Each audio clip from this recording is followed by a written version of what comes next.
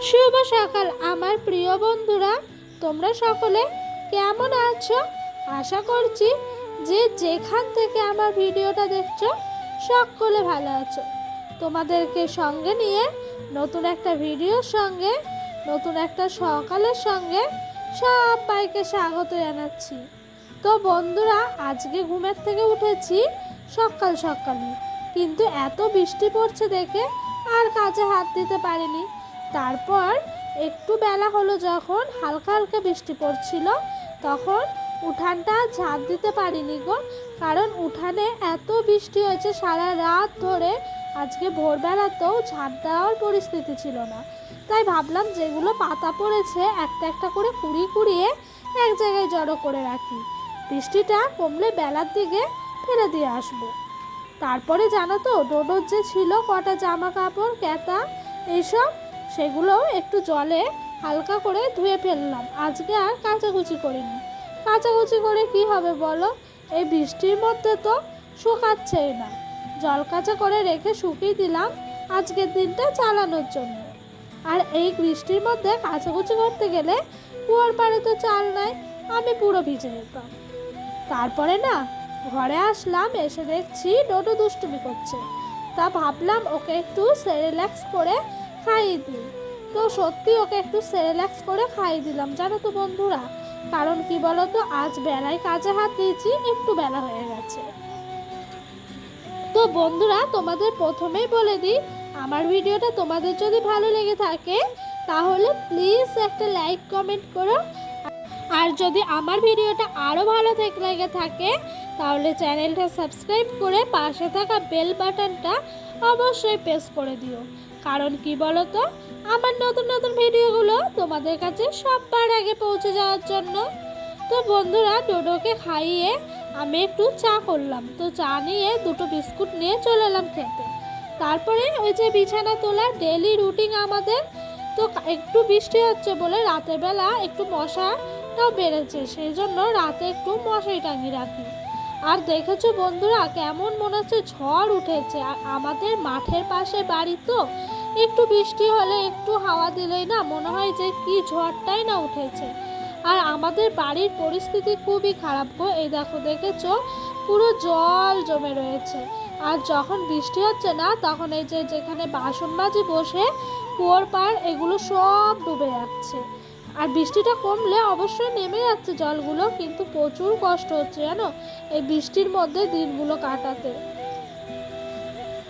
দেখেছো অবস্থাটা কি। আর আমার শ্বশুরমশাই একটা নারকেলের এই যে গাছের পাতা পড়েছিল, ওটা উনি রেখে দিয়েছে।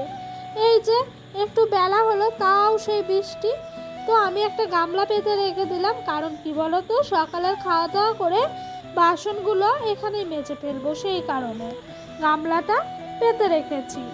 আর ডোডোর পাপা বলছে এই বৃষ্টি ভেজা দিনে একটু খিচুড়ি আর আলু ভাজা করতে। তো ওর বাবার কথা মতো আমিও চাপিয়ে দিলাম খিচুড়ি আর আলু ভাজা করতে। তো এইদিকে আলু ভাজাটা বসিয়ে দিয়েছি, আর ওইদিকে না আস্তে করে গ্যাসটা দিয়ে খিচুড়িটা বসিয়েছি। আর বন্ধুরা জানো, কাঠের উনান পুরো জলে ভাসছে, কতদিন যে রান্না করতে পারবো না সেটা ভগবানই জানে গো। কি অবস্থা হয়েছে আমাদের কাঠের উনানটা। এই দেখো এদিকে আমার খিচুড়িতে হলুদ নুন দিয়ে ফোটানোটাও শুরু করে দিয়েছি। তো আজকে জানো তো খিচুড়িটা খেতে খুব সুন্দর হয়েছিল।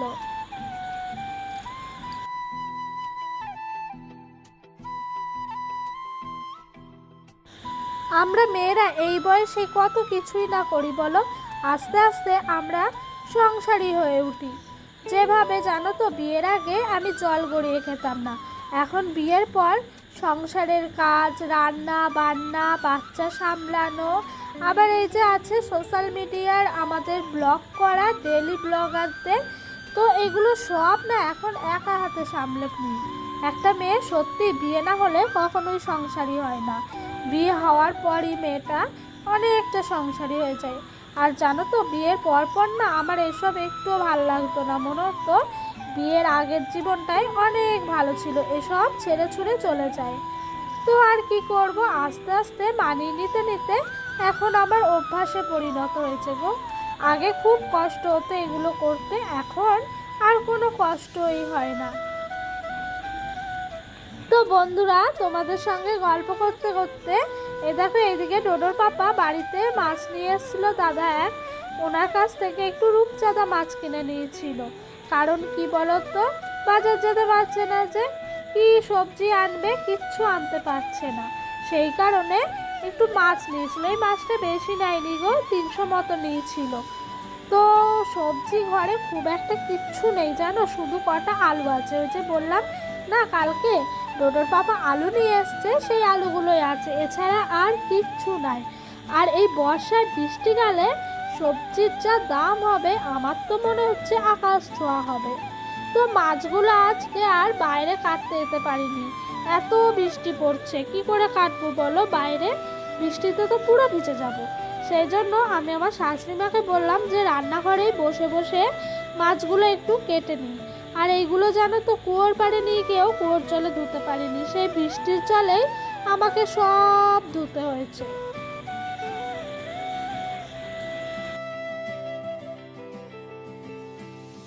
আর জানো তো বিয়ের আগে না আমি এইসব মাছ খাইনি, শ্বশুর বাড়ি এসে অনেক রকমের মাছ খাই, কিন্তু মাছগুলো না এক এক সময় এক এক রকম টেস্ট, এক একটা মাছ খুব ভাল লাগে জানো।